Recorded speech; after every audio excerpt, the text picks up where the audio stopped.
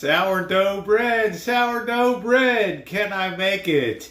Stay tuned today for the first time ever, and I've baked over 100 things here on the Rancho, and in the Rancho kitchen and kitchen stadium. Can I make a decent sourdough bread? We will see. Welcome aboard.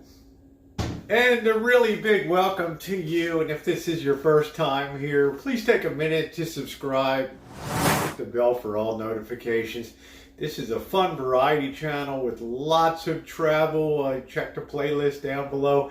Cinematic travel videos, metal detecting, vintage audio restorations, cooking, just lots of really cool stuff. Street live streaming and everything else.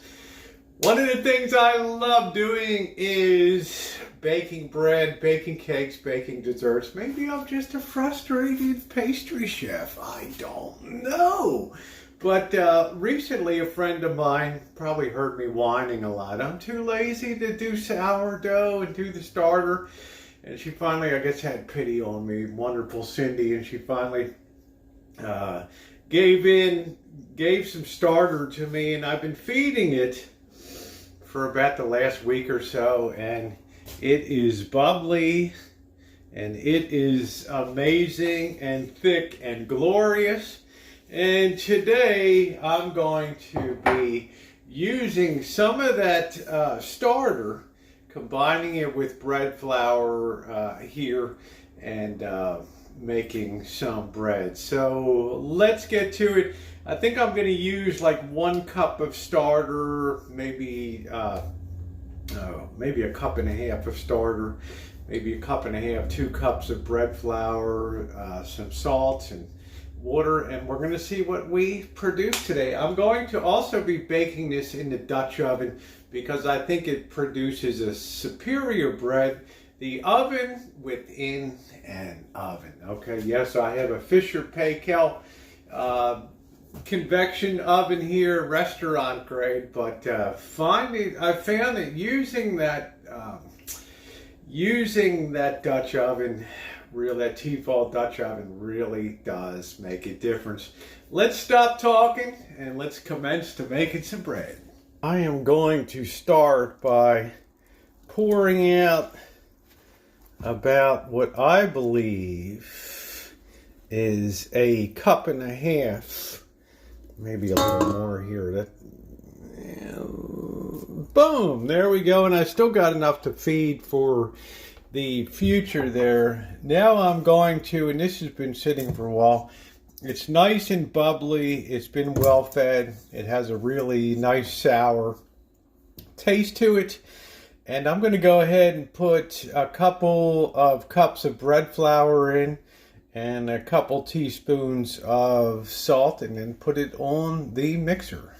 Now I will say Peter Reinhardt of the Bread Baker's Apprentice says that if you have a super thick starter, almost like the dough you would use when you're making bagels, that the sourness molecules like that more as opposed to a wet dough. Well, I'm not into hyper sour sourdough bread, so I was happy to make this a little bit looser in consistency.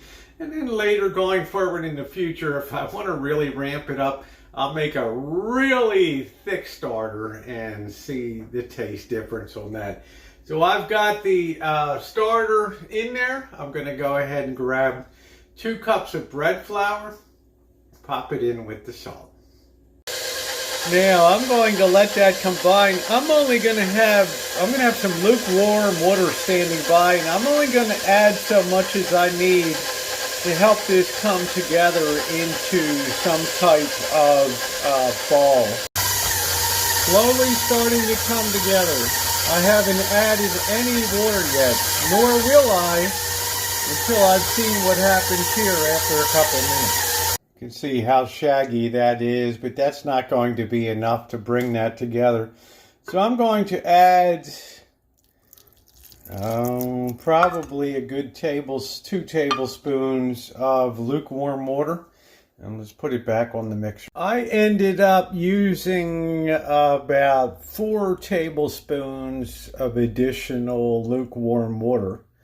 And that's been enough to bring that together. So we're going to now knead that for a good 10 minutes. I'm going to let it rest for a few minutes. And you should always let your dough rest in between beatings. Just to ask Julia Child, the French chef. She used to slap it down on the counter. But I'm going to wait a couple minutes, and then I'll see you guys after this has been kneaded for about 10 minutes.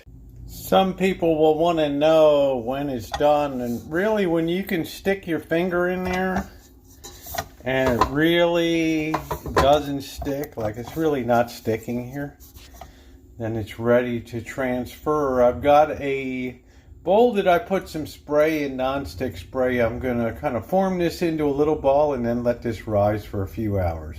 Welcome back, everybody. It is nighttime. This is the first time I ever worked with sourdough starter, so I have no idea how it's going to perform. But I know it took a long time to rise, something on the order of 7 hours so far. But I put it in the oven. I took my Tefal Dutch oven. I preheated the oven to about 450 degrees with the Tefal Dutch oven inside. After about a half hour of warming up, I pulled it out. I put my dough, which was on the parchment paper, inside of the Dutch oven. I scored the top on top of it, and well, it's in the oven now. Going to be 20 minutes, and then we're going to take the lid off of it and let it go another 20 minutes.